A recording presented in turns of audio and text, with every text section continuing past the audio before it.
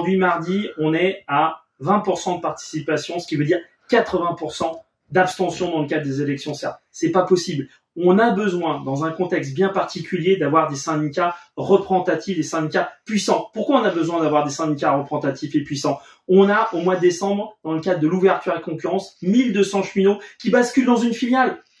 Comment on va gérer ce basculement de tous ces collègues dans des filiales? Et ça sera pire l'année prochaine si on a des syndicats qui ne sont pas légitimes et puissants. Et la légitimité des organisations syndicales, ça passe par le vote. On a 5000 collègues de fret SNCF qui basculent également dans une filiale au mois de décembre. Fret SNCF est liquidé. On a besoin de syndicats légitimes et puissants. On a également, dans le cadre des appels d'offres, les collègues de l'infrastructure. On nous disait l'infrastructure ne sera pas concernée par les appels d'offres. C'est faux. Grand Est ouvre à la concurrence, privatise 15 lignes de réseau, voilà, où des collègues vont se retrouver sans boulot. Donc on a besoin de légitimer les organisations syndicales et pour légitimer les organisations syndicales, ça passe fatalement par le vote. Par ailleurs, on a un contexte bien particulier au terme de pouvoir d'achat.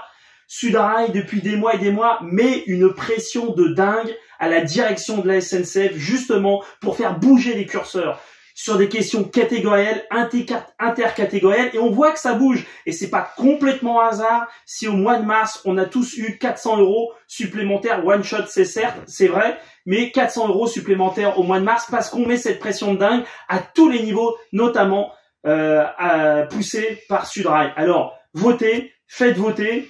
Si vous votez Sudrail, c'est encore mieux, mais participez à ces élections. La fin du vote, c'est jeudi 17 h.